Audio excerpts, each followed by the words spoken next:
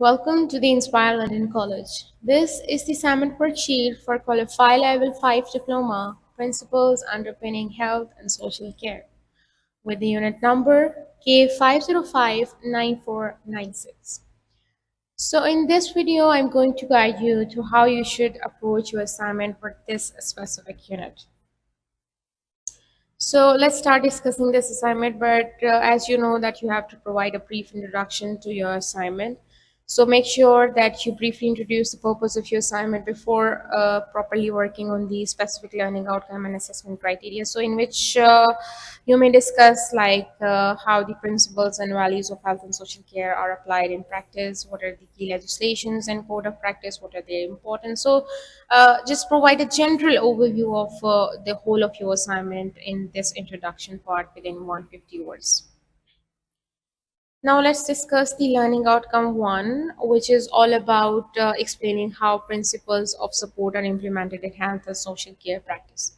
In which for the assessment criteria 1.1, you need to discuss how health and social care values influence care delivery. So in this criteria, what you need to do, you need to discuss how the different health and social care values like dignity, respect, privacy, equality, there are a lot of values that you have to find by yourself.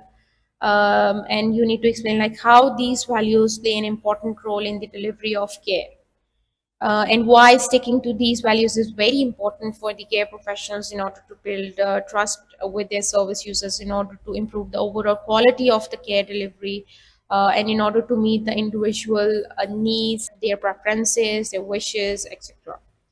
Whereas for the assessment criteria 1.2, you simply need to explain the principles of safeguarding service users. So simply, you can say the key ideas of safeguarding the service users, in terms of safeguarding what care professionals are actually trying to protect the service users from, and how these principles of safeguarding guide the professionals in order to identify any risk harm, any neglect, or any of the risks, and how these principles help the care professionals in order to make good decisions for their service users, and taking any actions in order to keep them safe from any harm, abuse, or neglect.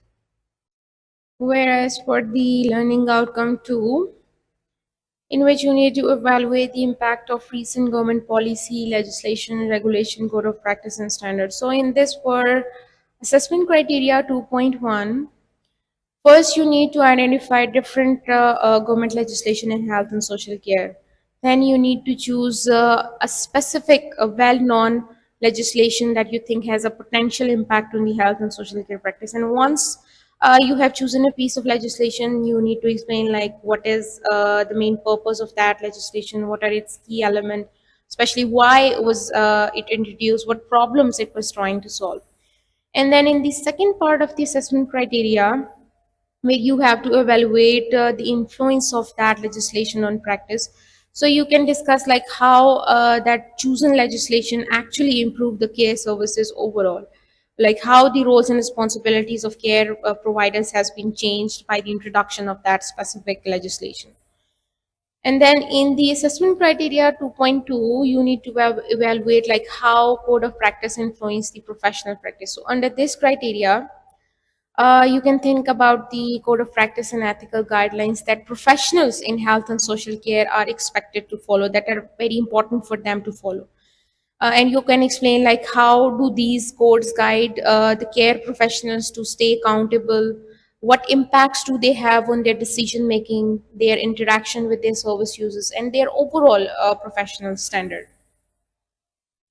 Whereas for the learning outcome 3, in which is evaluate the theories that underpin the delivery of health and social care practice. In assessment criteria 3.1, where you need to evaluate the person-centered care and its role in holistic care. So first you need to understand what is person-centered care, what is the concept of person-centered care and holistic care.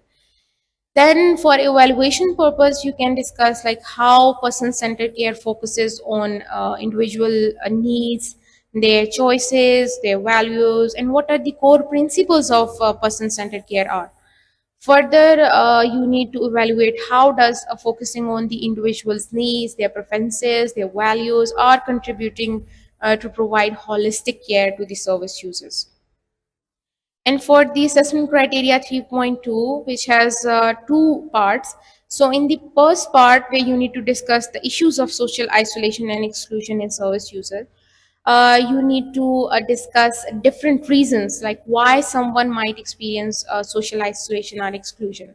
And for this, you may consider reasons like it could be the disability, it could be any age factor, mental health issue, or societal barriers. So there are a lot of issues. There are a lot of reasons where you may have to find out and discuss like how these issues impact a person's overall well-being. And then in the second part of the assessment criteria, you also have to provide some strategies, some ways that can help the care professionals in order to overcome these challenges and improve inclusion in the health and social care practices.